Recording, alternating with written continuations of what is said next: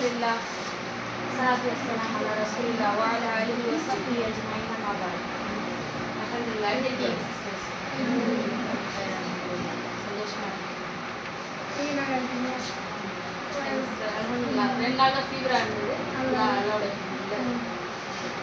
சரி, இன்னைக்கு நம்ம என்ன டாபிக் பார்க்க போறோம் அப்படின்றத ஃபர்ஸ்ட் ஆஃப் ஆல் தெரிஞ்சுக்கலாம். அப்புறம் தான் டாபிக் உள்ள போகும்போது எதை பற்றி பேச போகிறோம் அப்படின்றது தெரியும். ஆப்வியஸ்லி குரானும் ஹதீஸா பேச போகிறோம். பட் அதில் ஒரு டாபிக் என்னன்னா ஹிப்னாசிசம். ஹிப்னாசிசம் கேள்விப்பட்டிருக்கீங்களா? ஹிப்னாட்டிக் பண்ணுறாங்க அப்படின்னா என்னது உங்களுக்கு தெரிஞ்ச வரையும் சொல்லுங்க. ஹிப்னாசிசம் தெரியுமா யாருக்காச்சும்?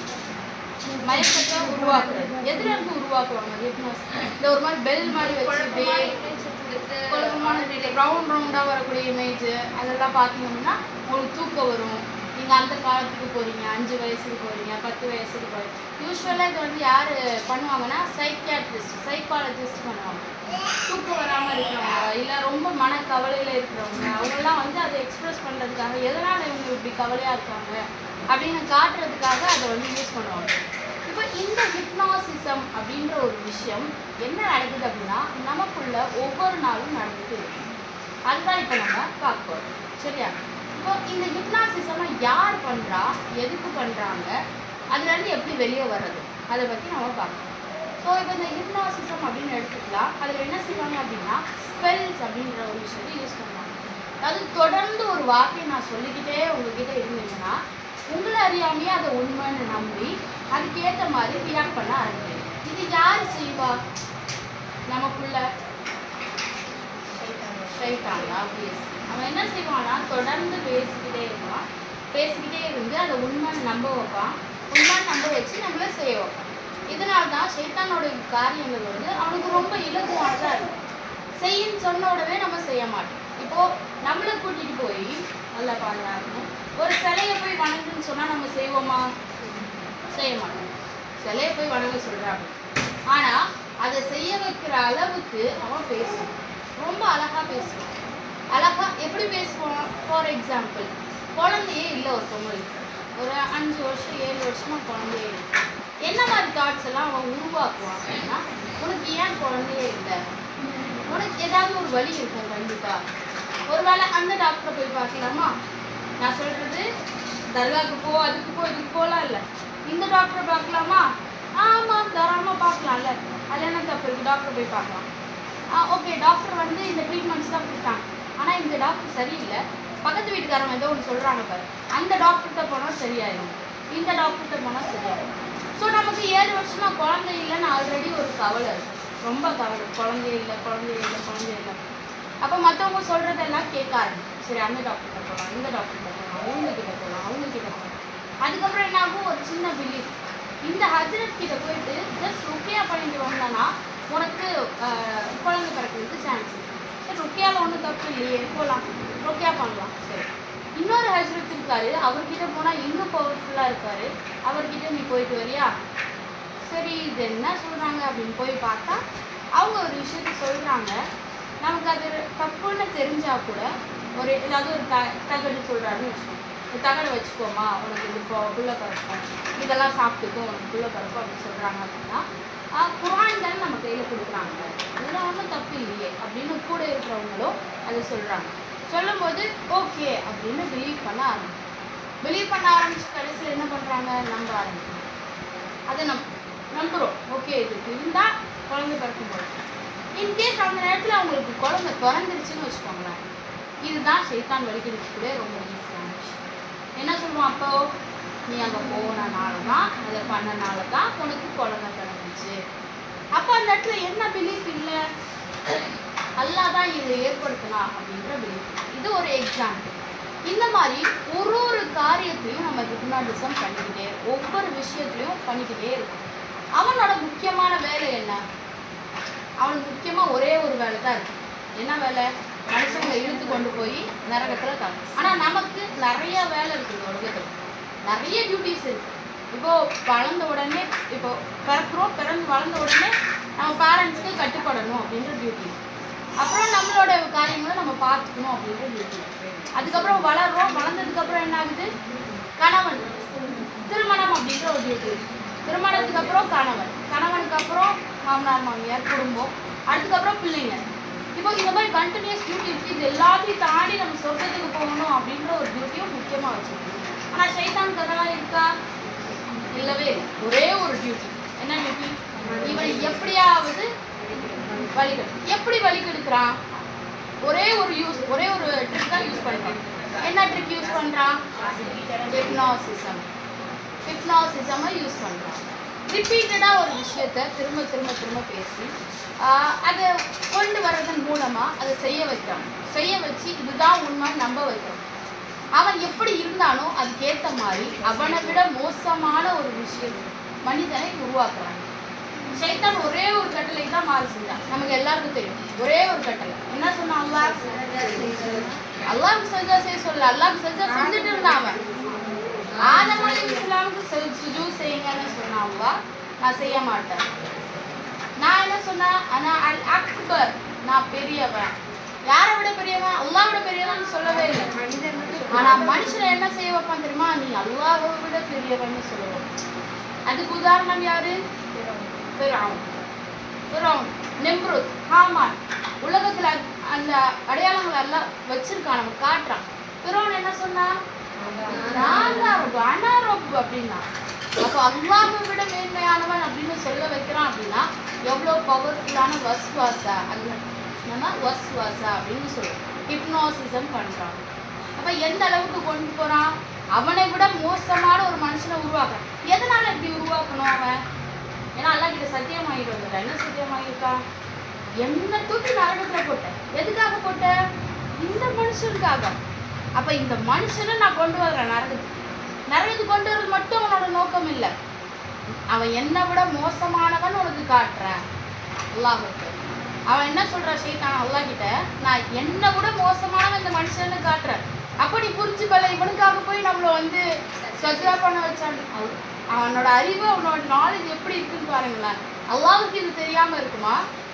அல்லாஹ்வுடைய ஹிக்மத்தை இது கிராஸ் பண்ணுமா? அல்லாஹ்வுக்கு தெரியும் மனுஷன் எப்படிப்பட்டவன். தெரிஞ்சுதான் அல்லாஹ் படைச்சான். ஆனா அவன் கேட்கிறான், நான் என்னை விட மோசமானவன் இவனை காட்டுறேன். அப்போ நீ புரிஞ்சுப்ப, இந்த மனுஷனுக்காக போய் என்ன இப்படி சுஜூத் பண்ண வச்சிட்டோமே அப்படின்னு. அவனுக்கு அது தேவைப்படும். இப்போ இதனால என்ன பண்றான்னா உள்ளுக்குள்ள நமக்கு ஹிப்னோசிசம் பண்ணிட்டே இருக்கோம். நம்மள பெரும்பாலானவங்க இதை புரிஞ்சுக்கிறது இல்லை. ஏன் இந்த டாபிக் எடுத்தேன் அப்படின்றது நமக்கு தெரியும். ஏன்னா இப்போ நான் கவுன்சிலிங் பண்ணும்போது நிறைய கன்சல்டேஷன் வருவாங்க. டாக்டராக இருக்கனால நிறைய கன்சல்டேஷன் வருவாங்க. அதில் 4 பேர் வந்தாங்கன்னா அதில் ஒருத்தவங்க தான் ஃபிசிக்கல் பாடி கண்டிஷனுக்காக, எனக்கு தைராய்டு இருக்குது, பிசிஓஎஸ் இருக்குது, உடம்புல அந்த பிரச்சனை இந்த பிரச்சனைன்னு வராங்க. மித்த 3 பேர் எதுக்காக வர்றாங்க? எனக்கு ஓவர் திங்கிங் இருக்குது, எனக்கு ஸ்ட்ரெஸ்ஸாக இருக்குது, எனக்கு கவலையாக இருக்குது, எனக்கு கோபம் வந்துகிட்டே இருக்குது, என்னால் கண்ட்ரோலாக இருக்க முடியல, எனக்கு எந்த பிரச்சனையும் இல்லை, பயமாகவே இருக்குது. ஸோ அப்போ இதை பார்க்க எனக்கு என்ன தோணுதுன்னா, இந்த ஒரு விஷயத்துல தான் நம்ம லேக் ஆகும். எந்த விஷயத்தில்? இந்த சைத்தானோட ஹிப்னோசிசம் அப்படின்ற ஒரு விஷயத்தை நம்ம புரிஞ்சுக்காமே இருக்கும். ரொம்ப சிம்பிளான சூறா. வஸ்வாசாவை பற்றி என்ன சூறா அல்லாஹ் சொல்கிறான் சொல்லுங்க.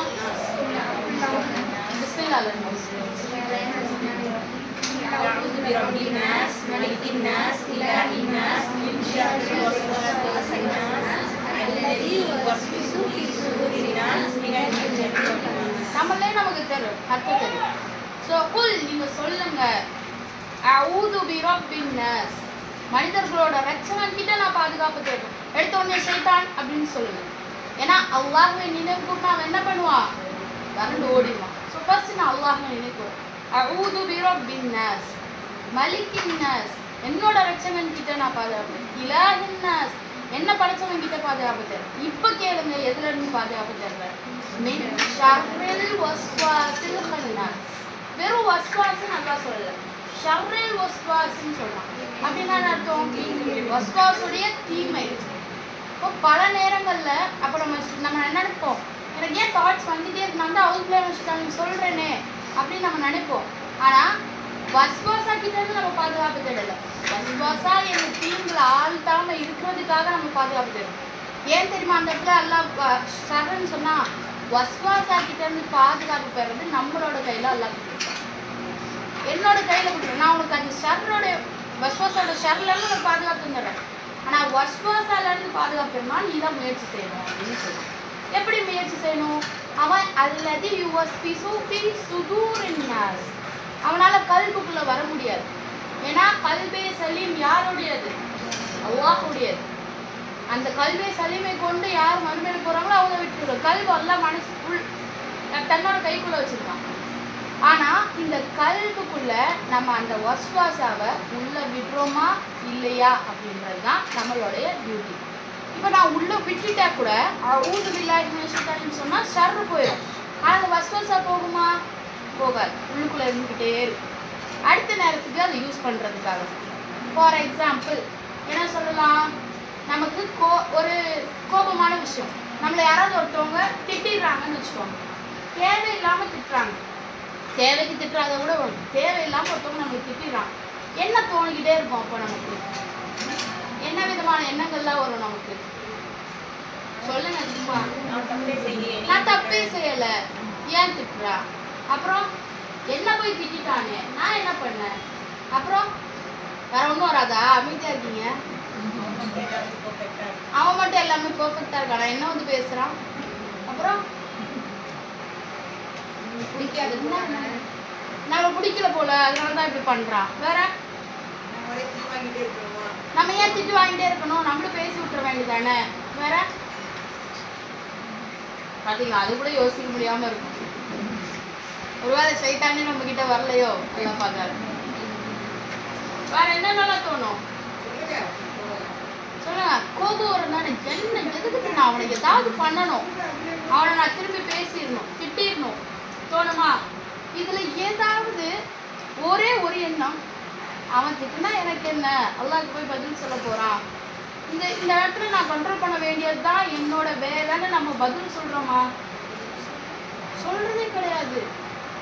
நம்ம என்ன நினைச்சுக்கிறோம்னா, இந்த இடத்துல நம்மளுக்கு தான் இந்த தாட்ஸ் வருதுன்னு நம்ம நினைச்சுக்கிறோம்.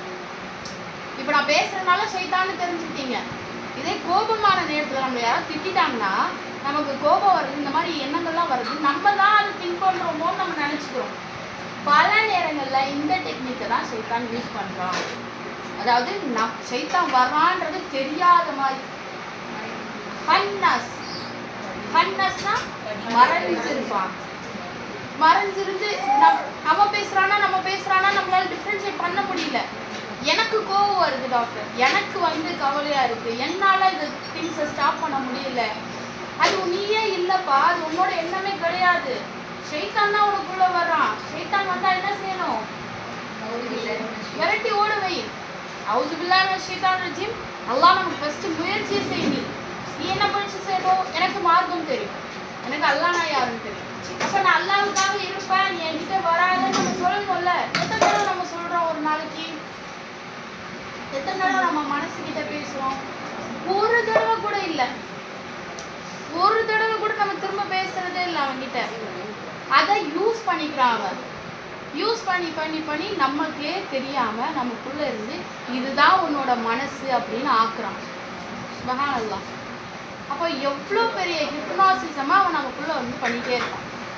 ஒண்ணுமே இல்லை. இப்போ வந்து நம்ம ஒரு ரீல்ஸ் பார்க்கணும், உங்க கையை மேலே தூக்குங்க அப்படின்னு சொன்ன உடனே என்ன பண்ணுவோம்? கை ரைஸ் பண்ணுவோம். இந்த வீடியோவை 10 நிமிஷம் விடாம பாருங்க, 10 செகண்ட் விடாம பாருங்கன்னு சொன்னா என்ன செய்யணும்? அது எதனால பாக்குறோம், ஏன் பாக்குறோம், ஏதாவது தெரியுமா நமக்கு?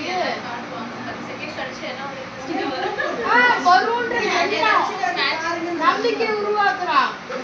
ரீல்ஸ் பாக்குறோம். ஒரு ரீல்ஸ் பார்த்துட்டு வெளியே வந்துட முடியுமா நம்மளால? சமையல் பாக்குறோம், நிறைய சமையல் பாக்குறோம். நம்ம பார்த்தாலே தெரியுது அந்த மாதிரி நம்ம சமைக்க மாட்டோம். ஏன் பாக்குறோம்? திங்கிற வீடியோ பாக்குறோம். நமக்கு தெரியும் நம்ம இவ்வளவு திங்க மாட்டோம், இவ்வளவு சாப்பிட மாட்டோம், இந்த ஹோட்டலுக்குலாம் போக மாட்டோம். ஏன் பாக்குறோம்? இதுதான் ஹிப்னாசிசம். அவன் பண்றதுலே பெரிய பெரிய ஹிப்னாசிசம்.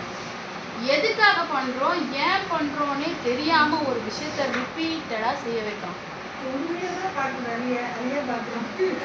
ஏன் பாக்குறோம்னா மார்க்கத்தை தெரிஞ்சுக்கிறதுக்காக பாக்குறோம். அல்ஹம்துலில்லாஹ். ஒரு நல்லது பார்க்கலாம், அதுக்காக தான் அது இருக்கு. நலமான விஷயங்களை நம்ம பார்க்கலாம். ஆனா நான் சொல்றது, இந்த நம்மளை அறியாம அப்படியே மயக்கி ஒரு பக்கத்துல 5 நிமிஷம் பார்க்கலாம், போன் பார்க்கலாம்னு எடுத்து யாராச்சும் 5 நிமிஷத்துல வச்சிருக்கீங்களா போனை? நான் 5 நிமிஷம். சரி, டிவி அதாவது டிவி நம்ம பார்க்குறோம். ஓகே, டிவி நம்ம பார்க்கும்போது ஏதோ ஒன்று வருது, நம்ம அதில் ஏதாவது ஒன்று பார்க்கணும்னு நினச்சி உள்ள போகிறோமா? டிவியில் இதை பார்க்கலாம், இதை பார்க்கலாம், எதுக்கு பார்க்குறோன்னு தெரியாது, பார்க்க வைப்போம். ஸோ இவனுக்கு என்ன தேவை? நம்மளை மயக்கிறது. வலி கெடுக்கிறது ரெண்டாவது பட்சம், வலியெல்லாம் அப்புறமா கேட்டுக்கிறேன். அவன் தேவை நம்மளை மயக்கிறது. எப்படியெல்லாம் எதை கொண்டெல்லாம் அவனை மனிதனை மயக்கலாம். அதனாலதான் அல்லாஹ் குர்ஆன்ல சொல்றான், வமல் ஹயாத்தத் துன்யா இல்லா மதால் குரூர். குரூர், இந்த ஹயாத்தத் துன்யா, இந்த துன்யால இருக்கக்கூடிய வாழ்க்கையே வெறும் அலங்காரம். குரூர் அப்படின்னா என்ன சொல்றது? ஏமாற்றக்கூடியது. ஸோ ரியாலிட்டி எதுவுமே இல்லை இந்த உலகத்துல. ஏதாவது ரியாலிட்டியா இருக்கா? யாராவது 200 வருஷம் 300 வருஷம் வாழ்றாங்களா? இல்லை பெர்மனண்டா இங்கேயே வாழ்றாங்களா பிறந்தவங்க? இல்லை, மனித வாழ்க்கை ரியாலிட்டி கிடையாது. இப்போ வானத்தை பார்க்குறோம், வானம் ரியாலிட்டியா? உண்மையானதா? கிடையாது. வானம் அழிஞ்சிரும்னு சொல்றானே, ஏதோ செமாவுன் ஷக்கல், அழிஞ்சு போயிடும், சுருட்டப்பட்டுரும் வானம். பூமி நிலையானதா? இல்லை. மழை நிலையானதா? ஃபிக்ஸ்டா இருக்கு மழை. மழை நிலையானதா? இல்லை. சாப்பிட்ற சாப்பாடு நிலையானதா? தூங்குற தூக்கம் நிலையானதா? சந்தோஷம் நிலையானதா? துக்கம் நிலையான? எல்லாமே உன்னை ஏமாத்துறதுக்காக நானே உருவாக்கிட்டேன். அதுல மிகப்பெரிய ஏமாத்துக்காரன் யாரு தெரியுமா? ஷைத்தான். அதையும் சூரா லுக்மான்ல ஷைத்தானை சொல்லும்போது அல்லாஹ் சொல்றான், ஏமாற்றுக்காரன் உங்களை ஏமாற்றி விட. சேம் வார்த்தை குரூர்னு சொல்றான். ஹயாத்தல் துன்யா குரூர் தான். ஷைத்தானையும் அல்லாஹ் வந்து சூரா லுக்மான்ல என்ன சொல்றான்? குரூர்னு சொல்றான். அப்ப என்ன அர்த்தம்? அவனுக்கு ஏமாத்த ரொம்ப பிடிக்கும். மறுமையில நம்ம ஷைத்தானை போய் ரொம்ப திட்டுவோமா? என்னன்னு திட்டுவோம்? இப்படி வழிகட்டு கொண்டு வந்துட்டானே, இவ்வளவு பெரிய நரகத்துல என்ன போய் தள்ளி, நம்மளதான் இல்லை அல்ல பாதுகாப்பு. அப்ப மனிதன் இப்படி திட்டுவான் ஷைத்தானை பயங்கரமா. இப்படி ஏமாத்தி கூட்டிட்டு வந்துட்டியடா, என்னை இப்படி எல்லாம் சொன்ன நீ, நான் சந்தோஷமா இரு, அப்புறம் பார்த்துக்கலாம் என்னை ஏமாத்திட்டல அப்படின்னு சொல்லுவானா. அப்ப ஷைத்தான் என்ன சொல்லுவானா? அது குர்ஆன்ல எல்லாம் சொல்லி காட்டுறான், நீ என்ன திட்டாத, நான் உன்னை கூப்பிட்டேன், நீ வந்துட்ட, நான் உன்னை கூப்பிட்டு தான் செஞ்சேன். நான் எங்கேயாவது கை பிடிச்சிருத்தேன், நான் உன்னை வா டிவி பாருன்னு சொன்னேன்னா கை பிடிச்சிட்டு போய் உட்கார வச்சேன்னா, நான் உன்னை கூப்பிட்டேன், நீ வந்துட்ட. அப்போ உன்னை நீயே திட்டிக்கோ. ஏன் நான் இப்படி போயிட்டேன்னு இப்ப திட்டிக்கோ. அல்லாஹ் உனக்கு வாக்கு கொடுத்தான், அல்லாஹ் உண்மையால நிறைவேற்றிட்டான், நானும் வாக்கு கொடுத்தேன், நான் உன்னை ஏமாத்திட்டேன் அப்படின்னு சொல்லுவாங்க. அப்போ அவன் எவ்வளவு ஈஸியா இலக்கா தப்பிச்சுக்கிறான். அப்போ நம்ம தான் இந்த நடுவுல மாட்டிட்டு இருக்கோம். நம்ம எப்படி மாட்டிட்டு இருக்கோம்? அவன் தான் வர்றானே தெரியாம, அவன் தான் பேசுறானே தெரியாம, அவன் தான் என்ன மயக்குறானே தெரியாம ஏதோ ஒரு வாழ்க்கைக்கு பின்னாடி நம்ம ஓடிட்டே இருக்கோம். சரி, நம்ம வாழ்க்கையோட பர்பஸ் என்ன? ஜன்னாவை அடைகிறது பர்பஸ், அல்லாஹ்வை வணங்குறது பர்பஸ், அல்லாஹ்வை பார்க்கறது பர்பஸ். இதுதான் நோக்கம், என்னோட நோக்கம், வாழ்க்கை படைச்சதுக்கான நோக்கம் அப்படின்னு நினைக்கிறேன். ஆனா இதெல்லாம் கிடையாது. அல்லாஹ் குர்ஆன்ல சொல்றான், என்னை வணங்குறதுக்காக உன்னை படைச்சேன் அப்படின்னு. ஆனா என்ன நோக்கத்துக்காக அல்லாஹ் நம்மள படைச்சான் அப்படின்னா, அதுதான் முதல் வசனத்துல அல்லாஹ் சொல்றான். முதல்ல இருக்கப்பட்ட வசனம் என்ன? அதுதான் ஃபர்ஸ்ட் நம்ம வாழ்க்கைக்கான நோக்கமே. ஏன்னா அது இக்ரானா படிக்கிறதுன்னு நினைச்சுட்டோம். ஆக்சுவலா இக்ரானா படிக்கிறது கிடையாது. இக்ரானா எதை படிக்கிறோமோ அதை கொண்டு இன்மை அடைஞ்சு என்னோட இறைவனை தேடுறது தான் இக்ரா. பிஸ்மி ரப்பிக்கல்லதி ஹலக். ஏன் படைச்சா என் ரப்பு? எப்படி படைச்சா என்னோட ரப்பு? எதுக்காக படைச்சா என்னோட ரப்பு? எதுக்காக இந்த உலகத்துல விட்டுதான் என்னோட ரப்பு? இப்படின்னு தேடுதல் நமக்கு இருக்கா? நான் ஏன் இந்த உலகத்துல வந்திருக்கேன் அப்படின்னு என்னைக்காவது யோசிச்சிருக்கோமா? நான் ஏன் சாப்பிட்றேன்னு என்னைக்காவது யோசிச்சிருக்கோமா? நான் ஏன் தூங்குறேன், நான் ஏன் எழுந்துக்கிறேன், நான் ஏன் இதெல்லாம் பண்றேன் அப்படின்னு யோசிச்சிருக்கோமா? இந்த ஏன், நம்மளோட கோல் என்ன, எதுக்காக அப்படின்ற கொஸ்டினை கேட்க விடாம இருக்கிறது தான் ஷைத்தானோட முக்கியமான ட்ரிக்கே. முக்கியமான ட்ரிக்கே என்னது? ஷைத்தான் நான் ஏன் இதை செய்யணும்ன்ற கொஸ்டினை கேட்க விடாம பண்றோம். நான் ஏன் ஆலிமா படிக்கணும்? எல்லாரும் படிக்கிறாங்க, எல்லாரும் தெரிஞ்சுக்கணும், அதனால படிக்கிறேன். நான் ஏன் தொழுவணும்? தொழுவ சொன்னால அதனால தொழுவணும். ஏன் தொழுவணும்? என்னோட ரப்புக்கு நன்றி செலுத்தணும். ஏன் நன்றி செலுத்தணும்? ஒவ்வொரு விஷயத்தையும் எனக்கு அருளா கொடுத்துருக்கான்ல. இழுத்து விடுற மூச்சு காத்துக்கு 100 ரூபாய் கொடுத்தா தான் ஒரு மூச்சுன்னு நல்லா சொல்லிட்டான்னு வச்சுக்கோங்க. என்ன ஆகும் நம்மளோட வாழ்க்கை? சாப்பிடக்கூடிய சாப்பாடு ரிஸ்க்கு எனக்கு வந்து ஒரு நாளைக்கு 1 நேரம் தான் கிடைக்கும், அப்படி ஆக்கிட்டான்னு வச்சுக்கோங்க. அப்போ என்ன பண்ண முடியும்? நமக்கு நம்மளோட ஆரோக்கியம், நம்மளோட செல்வம், நம்மளோட பிள்ளை குட்டிகள் எல்லாத்தையும் எல்லாம் எனக்கு கொடுத்துருக்கான். நான் கேட்கவே இல்லை. இது எல்லாத்தையும் நான் கேட்டேன்னா எனக்கு வந்து இது கூட அல்ல, மூச்சு கூட இல்ல, டைஜஷனு கூட இல்ல. பார்த்துக்கோங்க. சாப்பிட்ற சாப்பாடு, சரி ஒரு எக்ஸாம்பிள், நம்ம சாப்பிட்ற சாப்பாடு நம்ம தான் டைஜஸ்ட் பண்ணணும்னு வச்சுக்கோங்க. நம்ம தான்னா நீ வயிறுக்குள்ளே இப்படி வாய்க்குள்ளே இப்படி போகணும், இந்த இடத்துல வயிறுக்குள்ளே போய் இந்த ஆசிட்குள்ளே கலக்கணும், கலந்து இந்த குடலுக்குள்ளே போகணும், இங்கே அப்சார்ப் ஆகணும், நீங்கள் இது வந்து வேஸ்ட் வழியாக மோஷன் வழியாக வெளியே வரணும். இதெல்லாம் நம்மளே செய்யணும். நல்லா கொடுத்துட்டான்னு வச்சுக்கோங்க. நம்ம வேறு எதுலையாவது கான்சன்ட்ரேட் பண்ண முடியுமா? அப்போ இந்த ஒரு நியமத்துக்கு நான் எல்லாம் எவ்வளோ போய் பதில் சொல்லணும், எவ்வளோ நன்றி சொல்லணும். அப்போ நான் யோசிக்கிறேன், என்னை எப்படி படைச்சிருக்காங்களா, சுகமானவங்களா, இவ்வளோ விஷயத்தை கொண்டு எனக்கு படைச்சிருக்காங்களா, இதுக்கெல்லாம் நான் நன்றி செலுத்த வேணாமா? இதுக்கெல்லாம் ஒரு தேங்க்ஸ் சொல்ல வேணும். அல்லாஹ் நம்ம ஏதாவது செய்ய முடியுமா? 10 லட்சம் சம்பாதிச்சு கொண்டு போய் இந்த அல்லா அவனுக்கு வச்சுக்கோ அப்படின்னு சொல்ல முடியுமா? அல்லாஹ் கனி, அல்லாஹ் செல்வந்தன், அல்லாவுக்கு எந்த ஒரு செல்வமும் தேவையில்லை. சரி, அல்லாவுக்கு வேற ஏதாவது கொடுக்க முடியுமா? என் பிள்ளை இருக்கல்லா நீ வச்சுக்கோ அப்படின்னு சொல்லி கொடுக்க முடியுமா? கேட்டால் கூட கொடுக்க மாட்டோம், அது வேற விஷயம். ஆனால் கொடுக்க முடியுமா? அல்லா ஏற்றுப்பானா உன் பிள்ளை எனக்கு கொடு அப்படின்னு சொல்லி? ஏற்றுக்கல. வேற ஏதாவது அவனுக்கு தேவை இருக்கா? சொன்னது அல்லா எந்த ஒரு தேவையும் இல்லாதமா, அவனுக்கு தவிர மற்ற எல்லாமே தேவையில்லையாது. அவனுக்கு மட்டும் எந்த ஒரு தேவையுமே இல்லை. அப்படி இருக்கிறவனுக்கு நான் என்ன கொடுக்க முடியும்? 2 விஷயம் அல்லாமே நான் செய்யலாம். என்ன செய்யலாம்? இது ஓப்பன் பண்ணி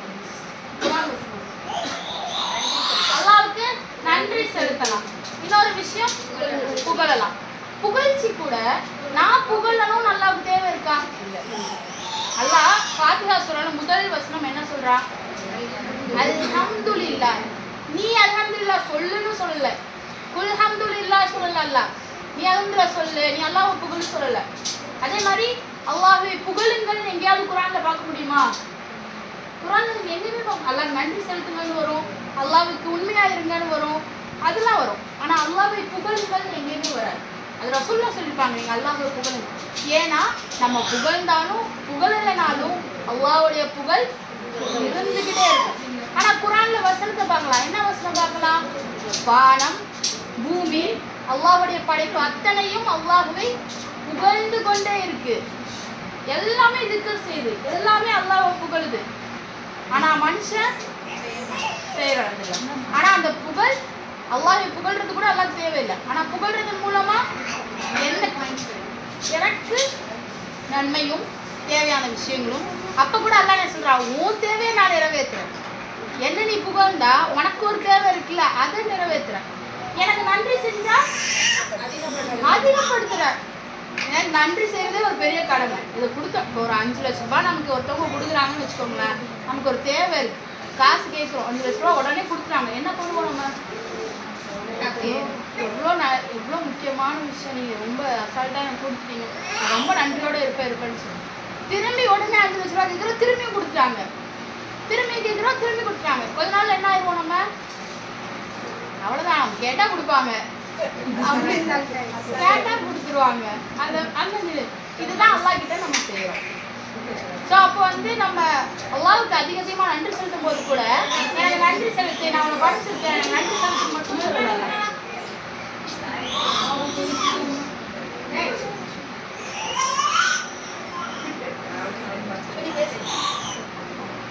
அல்லாஹ் என்ன சொல்றா குர்ஆன்ல? லயின் ஷக்கர்தும் லஅஸிதன்னகும். எனக்கு நன்றி செலுத்து, நான் உனக்கு அதிகப்படுத்துறேன். எனக்கு நன்றி செலுத்து. எதுக்காக நன்றி செலுத்து? அல்லாஹ் மூச்சு காத்து நீ கொடுத்துருக்கிய, அல்லாஹ் அதுக்கு நன்றி.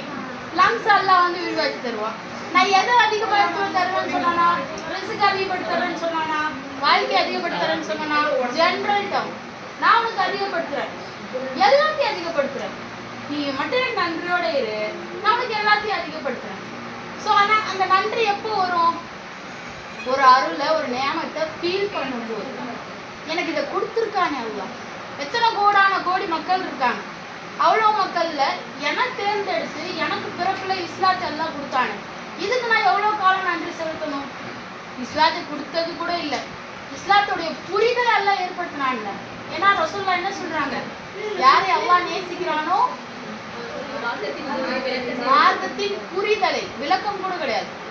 அதனால இப்ப நம்ம ஆயுங்கள் ஆகிறோம், விளக்கத்தை கொடுத்துட்டான் அப்படின்றது அல்லாஹ்வுடைய நேசம் கிடையாது. அந்த விளக்கத்துடைய புரிதல் நமக்கு வருது இல்ல, புரிதல் என்னுடைய வாழ்க்கை மாறுது இல்ல, அதுதான் அல்லாஹ்வுடைய நேசம். ஒரு வசனம் படிக்கிறோம், புரியல, நமக்கு கொஞ்ச நேரம் டீப்பா படிக்கிறோம், புரிய ஆரம்பிக்குது, புரிஞ்சாலும் எந்த பிரயோஜனமும் இல்லை.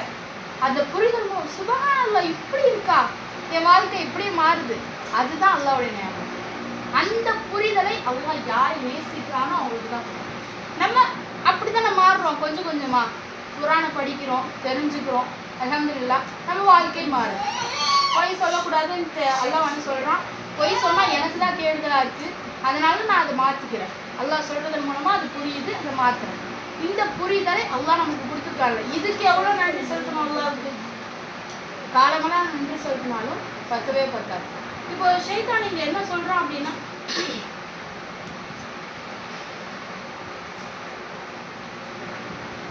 அல்லாஹ் ஷைத்தான் என்ன சொல்றான் அப்படின்னா, பிறகு அவர்களின் முன்னாலும் பின்னாலும் வலப்புறமாகவும் இடப்புறமாகவும் அவர்களிடம் வந்து சுற்றி வளைத்துக் கொள்வேன். மேலும் அவர்களில் பெரும்பாலானோரை நன்றி செலுத்துவோராக நீ காண மாட்டாய். அப்ப அவனுக்கு முக்கியமான நோக்கமே என்ன? அல்லாஹ்வுக்கு நன்றி செலுத்த கூடாது. எப்ப நன்றி செலுத்த மாட்டோம் நம்ம? எப்ப நன்றி செலுத்த மாட்டோம் நம்ம? நமக்கு ஒரு கவலையா இருக்கும்போது, கவலை கொடுத்தியா அல்லாஹ் அப்படின்னு நம்ம நன்றி செலுத்துறோமா? கேட்போம் அல்லாஹ் கிட்ட, யாரெல்லாம் அந்த கவலையை நீக்க கூடாதுல்ல, இந்த பிரச்சனையை நீக்க கூடாதுல்ல. நம்ம யாராவது கவலையை கொடுத்துருக்கியா அல்லாஹ், அது அந்த கவலை மூலமா உன்னை நெருங்குறேனே அல்லாஹ், அதுக்கு நன்றின்னு நன்றி செலுத்தணுமா? புதுசா இருக்கு கேட்கறதுக்கு. கவலை இல்லைன்னா எப்போ போய் உட்காந்து தொழுது தகுதி தொழுது அல்லான்னு நின்று கண்ணீர் விட போறோம்? எப்போ விட மாட்டோம் தானே. அப்ப அந்த கவலையை கொடுத்தனால தானே அல்லாஹ் நெருக்கத்தை கொடுத்தான். அப்ப அந்த நெருக்கத்தை எனக்கு கொடுத்தியா அல்லான்னு நான் நன்றி செலுத்துறேனா? அப்போ அவன் சொல்றான், முன்னாடியும் பின்னாடியும் வலப்பக்கமாவும் இடப்பக்கமாவும் சூழ்ந்துப்பேன். முன்னாடி எப்படி நிற்பான் ஷைத்தான்? நமக்கு முன்னாடி, நம்ம முன்னாடினா ஃபியூச்சர்னு வச்சுக்கலாம். ஃபியூச்சர் நினைச்சாலே என்ன தோணுது? கண்ணை மூடி நினைச்சுக்கலாம். என்ன தோணுது? கண்ணே மூட வேணாம். ஃபியூச்சர் நினைச்சாலே என்ன தோணுது? பயம். ஃபியூச்சர் நினைச்சாலும் என்ன பயம் வருது? பயத்தான் வருது. எல்லா குர்ஆன்ல சொல்றான், ஷைத்தான் வறுமையை கொண்டு அவங்கள பயமுறுத்துவான். என்ன வறுமை? சேர்த்து வைக்கணும், காசு சேர்த்து வைக்கணும். என்னோட ஹெல்த் ஏதாவது ஒன்றா காசு வேணும், வீடு வேணும்னா காசு வேணும், இதுக்கெல்லாம் வேணும். என்னோட இது இருந்தால் தான் வாழ முடியும் ஆக்குறான்ல. ஸோ அப்போ முன்னாடி பார்த்தாலே பயம் இருக்கு. எதை நினைச்சா நாளைக்கு என்ன ஆகுமோ, நாளைக்கு என்ன குழம்பு வைக்கணுமோ, நாளைக்கு என்ன திட்ட போறாங்களோ, நாளைக்கு எதை வாங்க போறணும், நாளைக்குன்னும் போது என்ன ஆகுது? பயம் அதிகமாகுது. நாளைக்கு என்ன ஆயிரும்? நீ இன்னைக்கு வாழு, இன்னைக்கு எல்லாம் கொடுத்துருக்கா, இன்னைக்கு நன்றி சொல்லு. நம்ம அவங்ககிட்ட சொல்றோமா? ஷைத்தான்கிட்ட நம்ம சொல்றோம், நாளைக்குன்னு ஒரு விஷயத்த பேசும்போது இன்னைக்கு வாழுக்கா, இன்னைக்கு எல்லாம் கொடுத்துருக்கான். பறவைக்கு டெய்லியும் எல்லாம் உணவளிக்கிறான். ஏன்னா பறவைக்கு எப்படி உணவளிக்கிறானோ அது மாதிரி மனுஷனுக்கு உணவளிக்கிறான்னு சொல்றான். பறவைக்கு எல்லாம் எல்லா நாளும் உணவளிக்கிறான். எனக்கு எல்லாம் பார்த்து ரிசுக்கு எல்லாம் எவ்வளோ கொடுத்துருக்கானோ அதில் பறக்க செய்வான். நம்ம என்னைக்காவது திரும்ப ரிப்பீட் பண்றோமா அவங்ககிட்ட போய்? யார்கிட்ட? ஏன் ஷைத்தான் கிட்ட? ஏன்னா ஃபியூச்சரை பத்தி சொல்றதே ஷைத்தான். நாளைக்குன்னு யோசிக்க வைக்கிறதே யாரு? சரி, நாளைக்குன்னு யோசிக்க 5 வருஷத்துல வீடு கட்டணும், வீட்டுல போய் வாழணும்னு சொல்றோம். அந்த 5 வருஷத்துல நான் உயிரோடு இருப்பானா அப்படின்னு நம்ம கேட்குறோமா அவங்ககிட்ட? எப்பயாவது கேட்குறோமா? 5 வருஷத்துல நான் உயிரோடு இருப்பானே தெரியல, நன்மையாவது சம்பாதிச்சுக்கோ அப்படி சொல்றோமா? அப்போ முன்னாள்லாம் இப்படிதான் பயன்படுத்துவான். நாளைக்கு என்ன ஆகும், நாளைக்கு நடக்கிறது, நாளைக்கு எனக்கு எல்லாம் உதவி செய்வான் அப்படின்னு நம்ம சொல்ல தெரியல. ஆனா அவன் எப்படி தொடர்ந்து வஸ்வசா பண்ணுவான். வஸ்வசா அப்படின்றது சவுண்ட் ரிலேட்டட் வேர்டா. இப்போ சொல்லி பாருங்க, வஸ்வசா உள்ளுக்குள்ள வருவான். நம்ம இப்ப என்ன பார்த்துருக்கோம்? சைத்தானோட ஸ்டாட்டிக்ஸ். எப்படியெல்லாம் வந்து நம்மளை நமக்கே தெரியாம வலிக்கெடுக்கலாம். பல நேரங்கள்ல நமக்கு தெரிய மாட்டேங்குது, அவன் தான் பேசுவான். எல்லா நேரமும் அவன் பேசிக்கிட்டே இருப்பான். பல நேரங்கள் மட்டும் இல்லை, அவனுக்கு தேவையே பேசிக்கிட்டே இருக்கணும் கண்டினியூஸா. அப்ப நான் எப்படிதான் இதற்கு வெளியே வருது? இப்ப நம்ம சொன்னது ஒரே ஒரு எக்ஸாம்பிள், கோபம் அப்படின்னு. என்ன பண்ணுவான்? கொஞ்சம் படிக்க ஆரம்பிச்ச உடனே, ஃபர்ஸ்ட் ஏதாவது உனக்கு தெரிய ஆரம்பிச்ச உடனே என்ன பண்ணுவான்? உனக்கு தான் எல்லாமே தெரியும், அவங்களுக்கு எதுவுமே தெரியாது, நீ தான் சொல்லி கொடுக்குற. அது கேட்கலன்னா அது எவ்வளோ மோசமான மனுஷனா இருக்கும். அல்லாஹ் சொல்ற கேட்க மாட்டான், அப்படி பண்ணுவான். அதுக்கப்புறம் கோபம் வரும்போது நான் ஏன் கோபத்தோட கண்ட்ரோல் பண்ணணும், நான் தான் பேசிவிட்டேன் அப்போதான் அமைதியாவாங்க, நான் பேசுகிறேன் அப்படின்னு பேசுவோம். அதுக்கப்புறம் செல்வத்தை முன்னாடி இருந்து செல்வத்தை கொண்டு நம்மளை பயன்படுத்துவோம். பின்னாடி பாஸ்ட் நினைச்சாலே நமக்கு என்ன இருக்கு? என்ன வருது? கவலை, சேட்னஸ். கவலையிலே இருக்க வைக்கிறது தான் ஷைத்தானோட மிகப்பெரிய ஸ்ட்ராட்டஜி. நான் கவலை வரும்போது இந்த மாதிரி இப்படி ஆயிடுச்சே அப்படின்னு கவலை வரும்போது நான் அவனுக்கு பதில் சொல்றேன். என்ன பதில் சொல்லலாம்? என்ன சொல்லலாம்? நம்ம அதான் நான் நடந்துச்சு ஒரு தடவை சொல்லுவோம், திரும்ப வருது, அப்ப என்ன சொல்லுவோம்? அதெல்லாம் என்ன விதிக்கிறானோ அதுதான் நடக்கும். அதெல்லாம் எனக்கு சரியானது தான் கொடுத்துருக்கான். கண்டிப்பா எனக்கு என்ன அவன் பிளான் பண்றவன், இப்ப எது எனக்கு பிளானோ அதுதான் கொடுத்துருக்கான். இந்த நஷ்டத்து மூலமா எனக்கு சொர்க்கத்துல நிறைய தருவான். இதெல்லாம் உட்காந்து நான் அவனுக்கு எக்ஸ்பிளைன் பண்ணாதான் அவன் என்ன செய்வான்? கொஞ்சமா நம்மளை விட்டு அந்த வஸ்வாசாவை ஸ்டாப் பண்ணுவான், வேற ஏதாவது விஷயத்த கொண்டு வருவான். நமக்கு இது எக்ஸ்பிளைன் பண்ண நம்ம எல்லாருக்குமே தெரியும், அல்லாஹ் தான் கொடுப்பான், அல்லாஹ் ரிஸ்க் தருவா, குள்ள யுஸிபனா இல்லா மா கதமா வாகுலனா, அல்லாஹ் நாடுறது தவிர எதுவுமே நடக்காது. எந்த அளவுக்கு காஞ்ச இலை மரத்துல இருந்து விழுகணும்னா கூட அல்லாஹ்வுடைய நாட்டத்தை பெற்று தான் வருது. இப்ப நான் வந்து என்ன சொல்றது இல்லை, இதெல்லாம் அல்லாஹ்வோட நாட்டத்துல இருக்குது, அல்லாஹ்வோட பிளான்ல இருக்கு, எனக்கு என்ன சரியானதோ அதுதான் கொடுத்துருக்கான், எனக்கு அல்லாஹ்வுக்கு நன்றி சொல்லணும். இது கொடுத்து எவ்வளோ விஷயத்துல இருந்து என்னை காப்பாற்றிருக்கலாம், அல்லாஹ் எனக்கு தெரியல அப்படின்னு நான் அவங்ககிட்ட எக்ஸ்பிளைன் பண்ணேன். இப்போ ஒரு கவலை வரும்போது ஏதாவது ஒரு விஷயத்த கொண்டு வந்து கவலையா கொண்டு வரனா, ஒரு இறப்பா இருக்கட்டும், ஒரு இழப்பா இருக்கட்டும், ஒரு சோகமா இருக்கட்டும், எதுவா இருந்தாலும் என்னுடைய ரப்பு எனக்கு சரியானதை கொடுத்துருக்கான்னு அவங்ககிட்ட சொல்லணும். ஏன்னா அவன் திரும்ப திரும்ப நச்சரிச்சுட்டே இருப்பான். நம்ம பக்கத்துல யாராவது நச்சரிச்சுட்டே இருந்தா என்ன செய்வோம்? துரத்துவோம். அதனாலதான் அவன் பேரு ஷைத்தான். ஷைத்தான் என்னன்னு தெரியுமா? ஷைத்தான்னா விலகியவன், ரஜீம்னா விரட்டப்பட்டவன். சொர்க்கத்துல நல்லா விரட்டி விட்டான், நீ லாய்க்கு இல்லை போடா அப்படின்னு விரட்டி. நம்ம எப்பெல்லாம் வரட்டுறோமோ அப்பதான் அவன் போவான். அது வரையும் உள்ளுக்குள்ள இருந்துகிட்டே இருப்பான், பேசிக்கிட்டே இருப்பான். நமக்கு அந்த வஸ்வாசாவை பிரிச்சு பார்க்க தெரியல. இப்படியே கொஞ்சம் கொஞ்சமா அவனுக்குள்ளே போயிடுறோமா, அவன் பேச்சையே கேட்க ஆரம்பிச்சிடுறோமா, ஒரு சைடு ஃபுல்லா ஆக்குபை பண்ணிடுறான். எனக்கு கவலையா இருக்கு, ஓவர் திங்கிங் இருக்கு, திரும்ப திரும்ப தாட்ஸ் வந்துட்டே இருக்கு. ஏன் வரணும்? ஏன்னா அவனை நம்ம அனுமதிச்சுட்டோம். சுதூர்ல இருந்து கல்புக்கு கொண்டு போயிட்டோம். சுதூர்ல உட்காந்து பேசிட்டு இருந்தான், அவனை போய் கல்புல கொண்டு போய் நிறுத்திட்டோம். நிறுத்தினா நமக்கு அவன் இருக்கானே தெரியாம திரும்ப திரும்ப கண்ணஸ் மறைஞ்சிருந்து வஸ்வாசாவை கிரியேட் பண்ணிட்டே இருக்கான். அவன் சொல்றதெல்லாம் கேட்க ஆரம்பிக்கும். பெருமை அடிக்கணுமா? பெருமை அடி. இந்த செருப்பு போட்டு போ, நல்லா இருக்கும், அவங்களுக்கு காட்டு. இந்த செருப்பு முன்னாடி சும்மா அப்படி காட்டு. இந்த ட்ரெஸ் போட்டிருக்கியா, அழகா இருக்கு பத்தியா, 5000 ரூபாய் வருது ட்ரெஸ். சார் ட்ரெஸ்ஸு கூட செலவு பண்ணலன்னா எப்படி? ஒரு தடவை தானே, ஒரு 5000 ரூபாய்க்கு எடுத்துக்கோ. எடுக்கா வைப்பான் 10,000 ரூபாய்க்கு. இது போட்டால் அழகா இருக்கு உங்களுக்கு அப்படின்னு சொன்ன உடனே சரி இதே கலர்லேயே இனிமேல் போடலாம் ட்ரெஸ். அதுக்கேற்ற மாதிரி எடுக்க ஆரம்பிக்கும். அனுபவிக்க கூடாதுன்னு நல்லா சொல்லுவேன், அனுபவிச்சுக்கோ.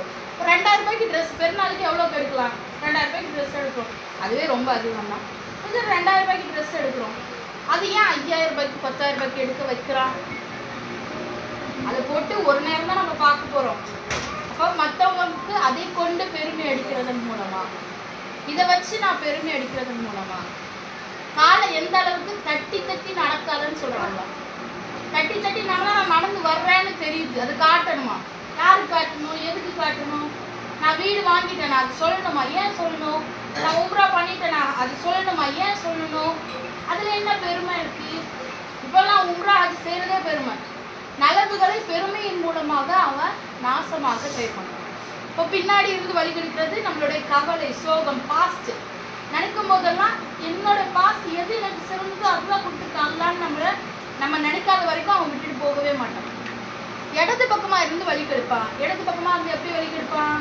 தீமையான காரியங்களை சொல்லி சொல்லி சொல்லி, நீ கோபப்படு, நீ கத்து, நீ பெருமை அடி, நீ இந்த வழியில் போ, நீ அதை ஃபாலோ பண்ணு, சும்மா கொஞ்ச நேரம் டிவி பாரு, சும்மா கொஞ்ச நேரம் ஃபோன் பாரு, சும்மா அவனை பேசி விடு, சும்மா 4 பேர் அவனை பற்றி கதை பேசிட்டு இருக்காங்க, நான் பேசலாம், ஜஸ்ட் உட்காந்து லிசன் பண்ணுறேன்.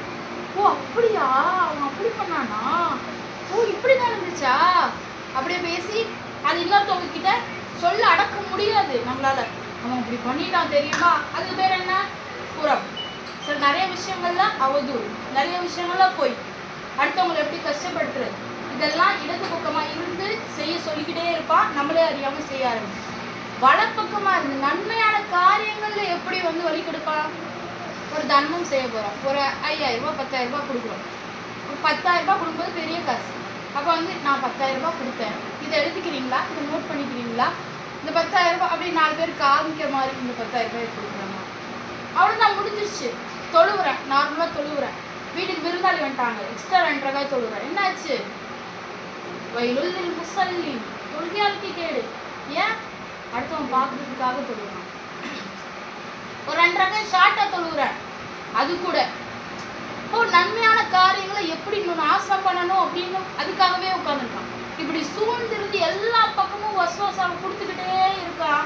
நம்ம இது தெரியாம நம்ம வாழ்க்கையில வாழ்ந்துட்டே இருக்கோம். ஸோ எப்போ தெரியும், அவன் வரும்போது ஒவ்வொரு எண்ணத்துலையும் நமக்கு தெரிய ஆரம்பிக்கணும், இது ஷைத்தான் கிட்ட இருந்து வந்தான். ஷைத்தானோட அப்படியே எல்லாம் விட்டுறல, நமக்கு ரூஹ்ன்ற ஒரு விஷயத்த கொடுத்துருக்கோம். அது அந்த நஃப்ஸுல் லவ்வாமாவை கிரியேட் பண்ணும். என்ன பண்ணும், இது தப்பு, இதை செய்யாத. எப்பயாவது நமக்கு 2 தாட்ஸ் வராம இருக்கா, தப்பு செய்யன்னு வரும்போது தப்பு செய்யாதன்னு சொல்றதுக்கு ஒரு நஃப்ஸ் நம்ம கிட்ட இருக்குதானே, அந்த ரூஹின் மூலமா நமக்கு கொடுத்துட்டே தானே இருக்கா அல்லாஹ், அந்த ஃபித்ரா நமக்கு இருக்குதானே. அப்போ நம்ம எதை கேட்குறோம், இவனை கேட்குறோமா, ஷைத்தானை கேட்குறோமா, இல்லை அல்லாஹ்வுடைய கைடன்ஸை கேட்குறோமா. இந்த கைடன்ஸ் பல நேரங்கள் நமக்கு தெரிய மாட்டேங்குது, அதுக்கு தான் நம்ம படிக்கிறோம், அதுக்கு தான் குர்ஆனை படிக்கிறோம், ஹதீஸை படிக்கிறோம், அது மார்க்கு சொற்பொழிவுகளை கேட்குறோம். பல நேரங்களில் சொல்லி கொடுக்கும்போது ஓகே தெரிஞ்சுக்கிறோம்.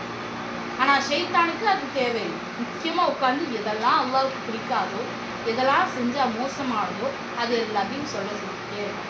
இப்போ நம்ம 2 பக்கமும் பிரித்து பார்க்கணும். எனக்கு ஒரு தாட்ஸ் வரும்போது நான் அல்லாஹ், இதை தவிர எதுவுமே இல்லை. நான் சமைக்கிறேன், 3 நேரமும் சமைக்கிறோமா, இப்படியே சமைச்சிட்டே இருக்கணுமா, என் பொழப்பே இருக்கானா, என்னோட சமையல்னால அல்லாஹ் எனக்கு நன்மையை தரான், என்னோட குடும்ப வாழ்க்கையில எனக்கு நன்மையை தரான். நான் என் கணவனுக்கு கட்டுப்பட்டு நடந்தேன்னா நான் சொர்க்கத்துக்கு போக போறேன், நான் என் பிள்ளைங்களை பார்த்துக்கிட்டேன்னா நான் சொர்க்கத்துக்கு போக போறேன்.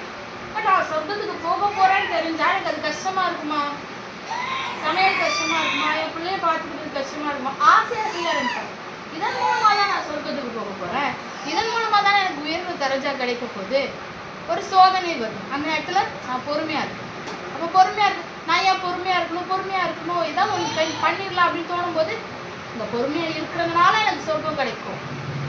ஸோ இந்த அறிவை வந்து அந்த இல்மை கற்றுக்கிட்டு அதன் மூலமா நம்ம அமல்படுத்தணும். எஸ்பெஷலி அந்த ஷைத்தான் வந்து வஸ்வஸை கிரியேட் பண்ணிட்டே இருக்கும்போது நம்ம திரும்ப திரும்ப திரும்ப அவனை பேசிக்கிட்டே இருந்தாதான் அவன் கண்ட்ரோல்ல இருப்பான். கண்ட்ரோல்ல இல்லைன்னா என்ன ஆகும், முழுசா வழிகட்டு விட்டுட்டு போயிட மாட்டான். அவனை பைத்தியக்காரனாக்கி அவன் ஏதாவது ஒரு டிசார்டருக்குள்ள கொண்டு போய் விட்டு ஷைத்தான் அந்த சைக்காலஜிக்கல் ப்ரெஷர் ஏதாவது ஒரு நம்மளை அறியாமையே செய்கிற மாதிரி அப்படி செய்ய வச்சு கடைசியில் என்ன ஆக்குவா, தர்காக்கள் எல்லாம் பார்க்குறோமே, தன்னை அறியாமல் சில செயல்களை செய்கிறது, பேசுறது, அவனுக்கு அது தேவை. பைத்தியக்காரன் ஆக்கணும், அல்லாஹ்வை பற்றின நினைவே இல்லாமல் ஆக்கணும், அது தேவை. அது எங்கேருந்து உருவாகுது, ஒரே ஒரு வஸ்வாசம். ஒரே ஒரு வஸ்வாசாவை கேட்டால் என்ன ஆகும், ஒரே ஒரு வஸ்வாசம் அவன் நம்ம மனசுக்குள்ள கொடுக்குறான். அது கேட்ட உடனே அது என்னவா மாறும், அது இன்டென்ஷனாக மாறும். இப்போ பொய் சொல்லுன்னு சொல்கிறான், அந்த பொய் சொன்ன உடனே அது ஓகே நம்ம போய் சொல்லலாம் அப்படின்ற நீயத் இன்டென்ஷனாக மாறும். அந்த நீயத் என்னவா மாறும், ஆக்ஷனாக மாறும். அமல் என்னவா மாறும், திரும்ப திரும்ப செய்ய ஹேபிட்டாக மாறும். அந்த ஹேபிட் என்னவா மாறும், லைஃப் ஸ்டைல். அதுதான் தீன். தீன்னா என்ன, லைஃப் ஸ்டைல். நம்மளோட மார்க்கம்னா நம்மளோட வலி. ஒரு வஸ்வஸா நம்ம மொத்த தீனை க்ளோஸ் பண்ணுறதுக்கு அவன் யூஸ் பண்ணுற ட்ரிக். அப்போ நம்ம எதில் ரொம்ப கவனமாக இருக்கணும், அந்த வஸ்வஸால கவனமாக இருக்கணும். இது வஸ்வஸா தான் அப்படிங்கிறது முதல் தெரிஞ்சுக்கணும். அலாம் அடிக்கணும், நமக்கு ஷைத்தான் வரான், நான் இந்த இடத்துல அல்லாஹ்வை பற்றின நினைவை அவன் கொடுக்கணும். வெறும் அவுது பில்லாஹி மினஷ் ஷைத்தானிர் ரஜீம் என்ன பண்ணும்? அல்லாஹ் இருந்து பாதுகாப்பு ஏற்படுத்தும். நான் என்ன முயற்சி செஞ்சேன்? நான் இந்த முயற்சியை செஞ்சேன். ரசூலுல்லாஹ் சொன்னாங்க, ஜிஹாத்லயே சிறந்த ஜிஹாத் இது நஃப்ஸே ஜிஹாத். நஃப்ஸை போராடி ஜெயிங்க, போராடி ஜெயிங்க, அவனை தோக்கடிங்க. நம்ம ஏன் பலவீனமானவங்களா இருக்கோம்? ஷைத்தான் கிட்ட தோத்து போயிடும். அவன்கிட்ட தோத்து போய் அதிகமான பெண்கள் எங்க இருக்காங்க? நரகத்துல இருக்காங்க. நல்லா பாதுகாக்கணும். நம்ம அத்தனை பேரையும் ஜன்னத்துல் ஃபிர்தௌஸ்ல சேர்க்கணும். இப்போ ஏன் பெண்கள் ஈஸியா வெளியிட்டு இருக்காங்க? நம்ம தான் யார் என்ன சொன்னாலும் நம்புறோம். திரும்ப திரும்ப பேசினா ஈஸியா நம்பிடும். நம்பி என்ன செய்வோம்? நம்மளோட நிறுத்திப்போமா? தோணி பிடிச்சி இழுத்து கொண்டு வந்து இங்க வாழ்க்கை கணவனை பிள்ளைங்களை காசு தான்ப்பா முக்கியம், தொழுவு போப்பா, தொழுது அப்புறமா பார்த்துக்கலாம், காசு தான் முக்கியம், இந்த கடை கூட்டு போங்க அதுதான் முக்கியம், அப்புறமா தொழுது. ஸோ ஒரு இதெல்லாம் சின்ன சின்ன விஷயம், ஆனால் இதுலேயே பெரிய விஷயமாகும், ஒன்னொன்னும் பெருசாகும். இப்போ அந்த வசுவசா கடைசியில் தீனை ஸ்பாயில் பண்ணுறதுக்கு காரணமாக இருக்கும். ஸோ இன்ஷா அல்லாஹ் அதில் கவனமாக இருக்கும்போது நம்ம ஷைத்தானை ஜெயிக்கிறதுக்கான ஒரு பலனை அல்லாஹ் நமக்கு அதிகப்படுத்தி தருவோம். இன்ஷா அல்லாஹ் அந்த பலனை அதிகப்படுத்தணும்னா நான் பேசணும், நான் முயற்சி செய்யணும். அவங்க ஷைத்தான் வரும்போது அவங்க ஸ்டாப் பண்ணணும், அங்கேயே கல்புக்கு எடுத்துகிட்டு போகக்கூடாது அந்த தாட்டை. அப்போ நான் திரும்ப திரும்ப திரும்ப அல்லாவோட நினைவுலே இருக்கணும். அல்லாஹ் என்ன சொல்கிறான் எனக்கு, அல்லாஹ் எனக்கு என்ன நினைவூட்டுறான், எதுக்காக சொல்கிறான் அப்படின்ற தேடுதல் இருக்கணும். அப்படி இருந்தது அப்படின்னா நிச்சயமாக ஷைத்தானை வெல்லக்கூடிய ஒரு அந்த பலத்தை நமக்கு கொடுப்பாங்க. உமர் ரலியல்லாஹு அன்ஹு என்ன சொன்னாங்க ரசூலுல்லாஹ் அவங்கள? உமர் ரலியல்லாஹு ஒரு பாதையில் வந்தா ஷைத்தான் இன்னொரு பாதையில் விரண்டு ஓடுறானா? ஏன்? அவங்களோட வில் பவர் ஸ்ட்ராங். என்ன ஸ்ட்ராங்? அவங்க வயிறு ஃபுல்லாக சாப்பிட மாட்டாங்களாம். வயிறு ஃபுல்லாக சாப்பிட மாட்டாங்க. ஏன் சாப்பிட மாட்டாங்க? சாப்பிட்டா தூக்கம் வரும், டயர்ட் ஆயிரும், இபாதத் செய்யணும். நம்மளாம் எப்போ சாப்பிட்டாலும் வயிறு ஃபுல்லாக மட்டும் தான் சாப்பிட்டு பழக்கம். அப்போ ஒரு ஹலாலா அது அவங்க சொல்றாங்க என்னன்னா, உமர் ரலியல்லாஹு பொறுத்தவரை ஹலாலான பாதை அது ஹராமுக்கு கொண்டு போகும்னா அதை செய்ய மாட்டாங்க. ஹலால் தான் ஹராமுக்கு எடுத்துட்டு போகும். எப்படி ஹலால் ஹராமுக்கு எடுத்துட்டு போகும்? ஹலால் எப்படி ஹராம் ஆகும்? ஹலாலான பாதை தான் ஆனால் ஹராமுக்கு எடுத்துட்டு போகும் அப்படின்னா சாப்பிட்றது ஹலால் தான். வயிறு ஃபுல்லாக சாப்பிட்றது ஒன்றும் ஹராம் இல்லை. ஆனால் வயிறு ஃபுல்லாக சாப்பிட்டா சோம்பேறித்தனம் வந்துடும், தொலைவு போயிடும். தாமதப்படுத்துறது ஒரு 5 நிமிஷம் கழிச்சு தொழுதுக்கலாம், அது தப்பு இல்லை. ஹலால் தான், அனுமதிக்கப்பட்டது 5 நிமிஷம் கழிச்சு தொழுகிறது. அப்படியே 5 நிமிஷம் உடனே ஸ்டாப் பண்ண இப்பயே தொழுவேன் அப்படின்னு உமர் இல்லை, அது ஸ்ட்ராங்காக இருப்பாங்க. நம்ம எந்த அளவு ஸ்ட்ராங்காக இருக்கணும் அப்படின்றத நம்ம தெரிஞ்சுக்கணும். இன்ஷா அல்லாஹ் அப்படி ஸ்ட்ராங் ஆக ஆக ஆக நிச்சயமாக அல்லாஹ்வுடைய உதவி நமக்கு இருக்கும். அந்த உதவியை கொண்டு இம்மையில் வெற்றி அடைவோம். ஃபர்ஸ்ட் ஆஃப் ஆல் வறுமை, அதுக்கப்புறம் இம்மையில் வெற்றி அடைவோம். எப்படி வெற்றி அடைவோம்? கோபத்தை நான் கண்ட்ரோல் பண்ணும்போது, அல்லாஹ்வுக்காக வாழும்போது என்னோட ரிலேஷன்ஷிப் பெட்டர் ஆகும். என்னோட கணவனுக்கும் எனக்கும், என்னோட தாய் தந்தைக்கும் எனக்கும், என்னோட உறவினர்களுக்கும் எனக்கும். நம்மள எத்தனை பேர் எல்லா உறவுகளையும் ஆதரித்து வாழ்கிறோம்? கஷ்டம்.